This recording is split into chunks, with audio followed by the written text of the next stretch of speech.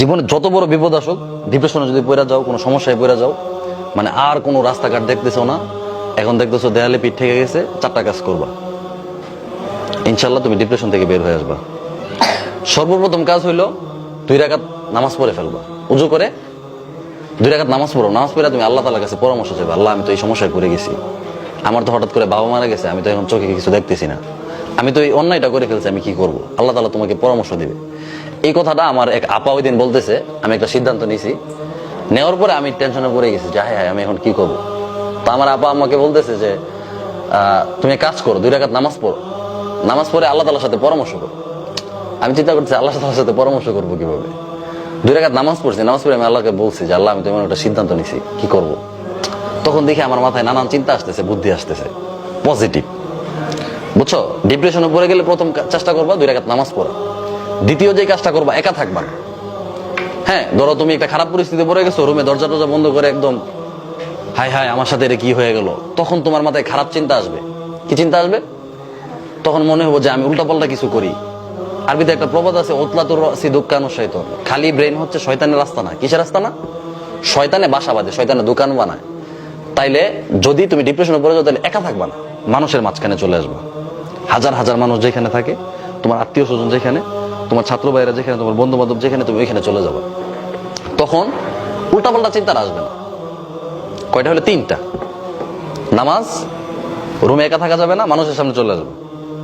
এরপরে যে কাজটা, যারা বড়, তোমার চেয়ে বয়সে বড়, তোমার চেয়ে বুদ্ধিতে বড়, জ্ঞানে বড়, হ্যাঁ, তোমার উস্তাদ, তোমার বাবা মা, ভাই বোন, তোমার যারা বড়, তোমার যারা গার্ডিয়ান, তাদের কাছ থেকে পরামর্শ নিবা যে আমি তো এই খারাপ পরিস্থিতিতে পড়ে গেছি, এখন কি করবো, এখান থেকে বের হবো কিভাবে। তারা যখন একটা পরামর্শ দিবে, তখন তোমার মাথায় মানে খারাপ চিন্তা আসবে না, শয়তান বাসাটা বাঁধতে পারবে না।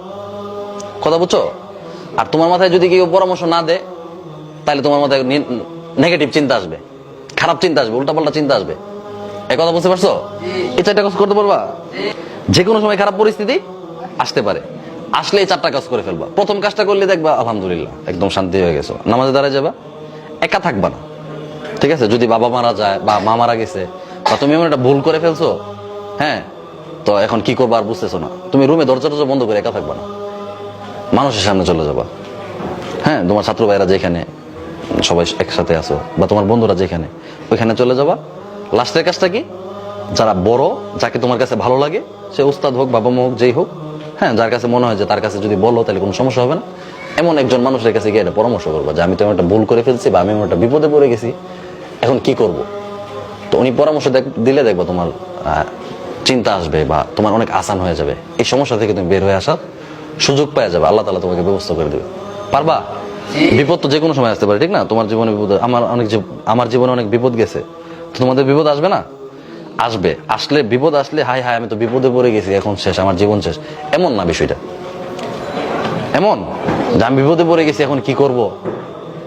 অনেকে আছে বোকা, দরজা মরজা লাগাই থাকে, পরে শয়তানে এসে আত্মহত্যা করে, পরে করে যে আত্মহত্যা করে, সে কোথায় যায়?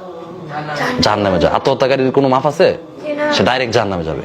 আত্মহত্যা করার সময় মৃত্যুর আগে যে যন্ত্রণাটা হয়েছে, এই যন্ত্রণা সারা জীবন, মানে কিয়ামতের পরে আর কোনো মৃত্যু নাই, আমৃত্যু সে এই যন্ত্রণা উপভোগ করবে। কষ্ট না অনেক? মৃত্যুর আগের কষ্টটা, এই কষ্টটা সেই সারাক্ষণ পাইতে থাকবে, এটার কোনো শেষ নেই। তো শয়তান নানান খারাপ পরামর্শ দিবে, তো শয়তানকে পরামর্শ দেওয়ার সুযোগই দিবা না, রুমে একা থাকবা না। খারাপ লাগতেছে, সবার সামনে চলে যাবা, খারাপ লাগতেছে, নামাজ পড়বা, খারাপ লাগতেছে, বড়দের পরামর্শ নিবা। বুঝছো? মনে থাকবে সবার?